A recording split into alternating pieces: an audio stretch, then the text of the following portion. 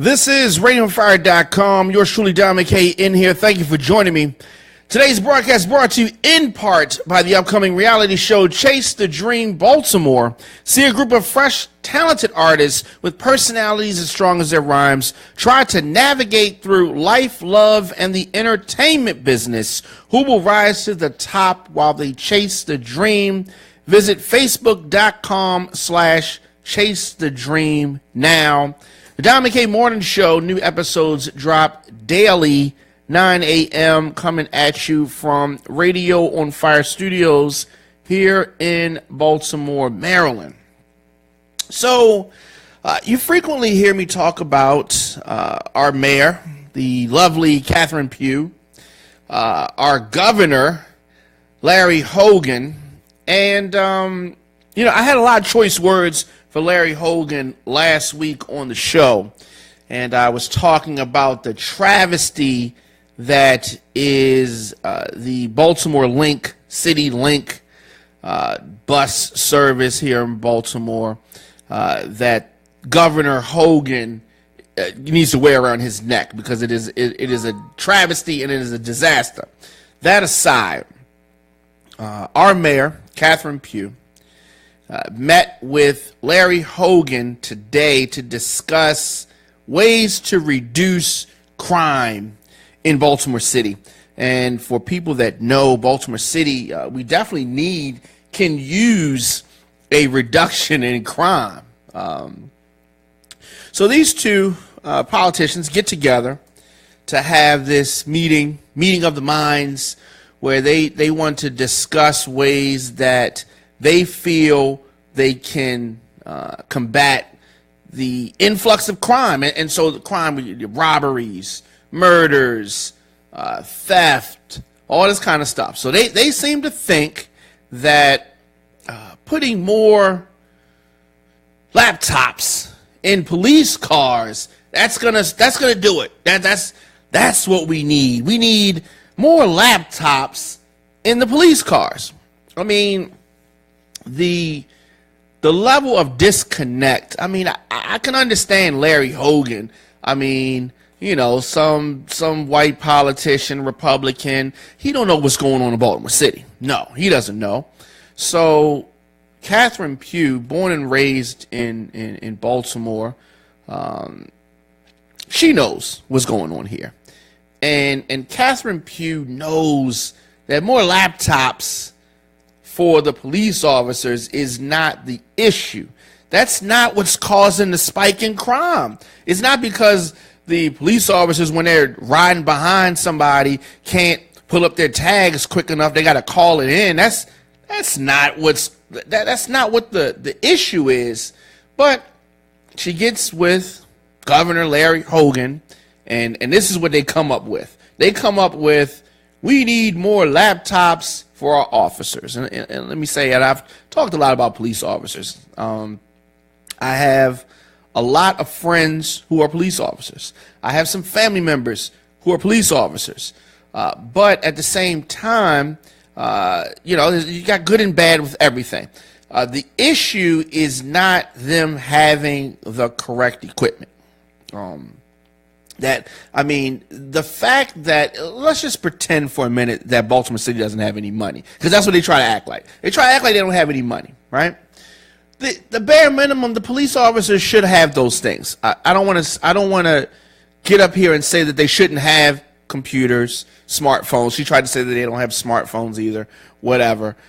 They should have these things, but Baltimore City has the money for these things. They have the money. Red light cameras raking in a lot of money, okay? Parking fines, parking tickets, raking in a lot of money. Now, whatever they choose to allocate this money for, that's another story, but you have the money, okay? The fact that there's always somebody working on the roads, banging up the street, but the street's always messed up, right? It's just mismanagement. This group doesn't talk to this group. This agency doesn't talk to this agency. And the people are who suffer. The citizens of Baltimore are the ones who suffer. So But after this meeting to reduce crime, and this meeting that they had is not going to reduce anything. Let me say that. It's a bunch of talk. Governor Hogan is up for election in 2018. Okay, he did not vocally, actively support Donald Trump. So that means that he has some level of sense. But I'm still not letting him off the hook. I'm not letting him off the hook for several reasons. One of the biggest problems that I have with him is Governor Hogan, Larry Hogan, sat in Annapolis and made an issue because Catherine Pugh was trying to pull, more money for education. And he said, no, that money needs to go to the police department. And he had an issue with more money being put into our failed schools. The schools here in Baltimore failing schools. If you think that the police department is bad, the schools are even worse. But he doesn't want to put any money into that. Oh, no. He doesn't think that that's going to help him get elected. We need more funding for the police, right? That's what he said. I'm not saying that.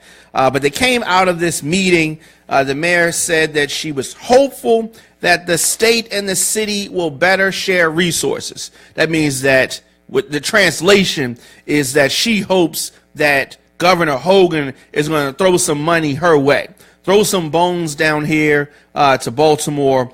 And she said that she considered the meeting to be productive, and she walked away confident that they will work together to reduce crime. That's what she said. However, they don't really have a plan to reduce crime. I mean, what is this charade? She did a interview about it. He gave a freaking statement. That shows you how much he cares. But Pugh discussed a wide range of crime-fighting strategies with the governor, so she says. And maybe he was listening. Maybe he was playing with his phone. Maybe he was doing some other shit. But from ways to put more officers on the street. So he said they need to put more officers on the street, adopting high-tech models from Los Angeles and Chicago. Wait a minute. We're going to adopt models from Los Angeles, some of the worst police officers in the world, at least the reputation of some of the worst ones in the world. We're going to adopt their strategy? And Chicago's murder rate. Oh! Chicago's murder rate. We're going to take an example from the police from Chicago? What sense does this make? But, so she says this. Part of that means advanced technology that we don't currently have. Here's where the computers and the cell phones come in. Some of it we do have. All the officers have smartphones. Come on now. Are you serious? Like we have smartphones. We do have smartphones, she's saying. Okay? Right. We don't have computers in all of our cars. We don't have e-tickets yet. This is more ways to get more money. E-tickets, right? So they want to write up the tickets. They want to give you the ticket on the spot. This is just more ways for them to take money from us. This is supposed to help reduce crime. So says Mayor Catherine Pugh. We do have gunshot detection and a locator service. Okay? Shot spotter. We don't have it wide enough in Baltimore City, so we're talking to him about that. So they want to be able to detect some gunshots and locator. Okay, cool, right, got you. What about training? What about officer training? What about that? That's the issue. You want to solve a crime, we need to better prepare these fellows and ladies to do that.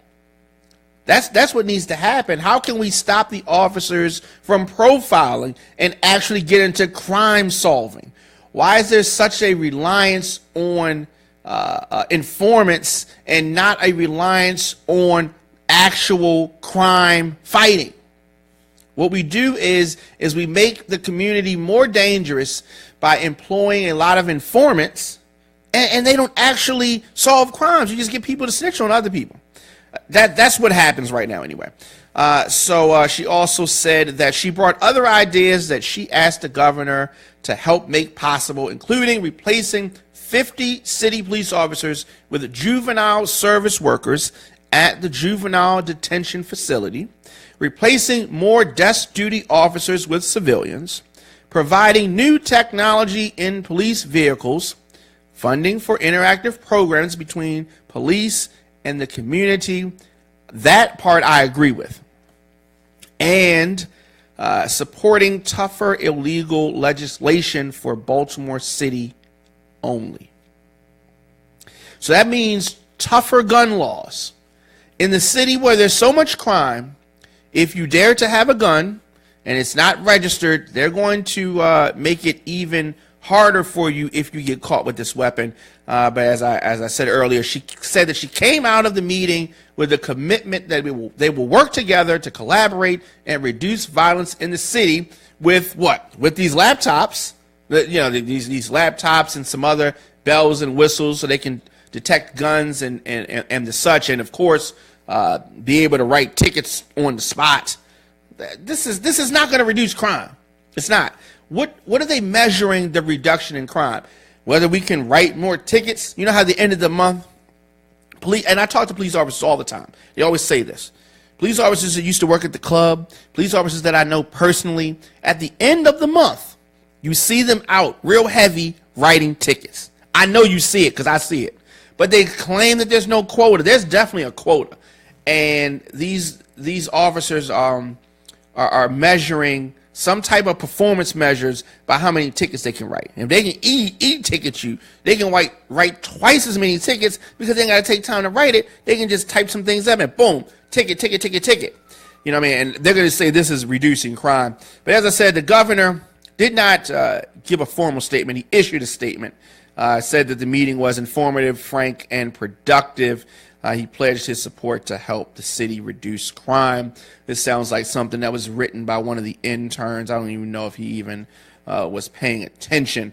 But the mayor and governor allegedly will follow up this meeting in a couple of weeks. Am I being too hard on the governor and the mayor? Please let me know your thoughts in the comment section. Instagram, Facebook, Twitter, at The Don McKay Show, at Radio on Fire. We need some real solutions. And the laptops and measures that Los Angeles and Chicago, two places where crime is crazy, that they're using ineffectively, I would say, because the crime rate is messed up. That's not the solution, and they're not even close. It's just super frustrating. Let your voice be heard at the 2017 Baltimore Music Awards. Nominations are now underway for the 7th annual Red Carpet event. All Baltimore artists and DJs are eligible. Visit BaltimoreMusicAwards.com to enter your choices before October the 9th. 3 nominees with the most nominations will move on to the next round. Finalists in every category will be announced Wednesday, October the 11th, live on the Diamond K Morning Show and on BaltimoreMusicAwards.com.